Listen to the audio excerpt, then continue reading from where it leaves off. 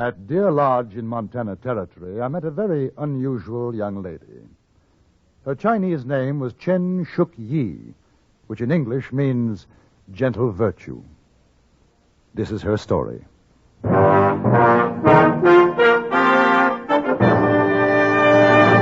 Frontier Gentleman.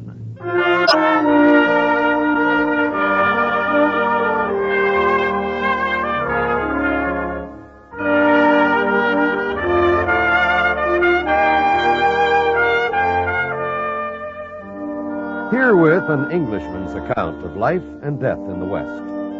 As a reporter for the London Times, he writes his colorful and unusual stories. But as a man with a gun, he lives and becomes a part of the violent years in the new territories. In just 1 minute, we will bring you this latest report from the Frontier Gentleman. Hey, what do you think of my new swept wing 58 Dodge, Ernie? Ain't she a beaut? Boy, that's really a big car. Big? I'll say she's big. I'll stay here by the grill, and you go take a look at those swept wing fins at the rear. Okay.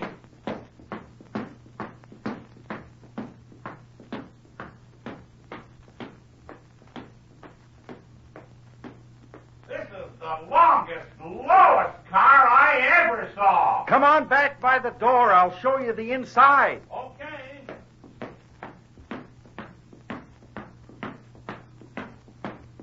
Now look inside. Wow, this Dodge is big inside. Look how wide the seats are. Who are those people in here? The neighbors. I'm charging them $1 an hour to sit there. Come on.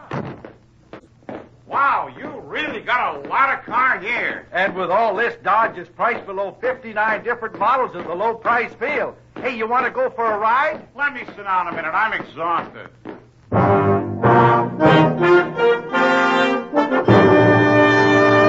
Now, starring John Daner, this is the story of J.B. Kendall, Frontier Gentleman.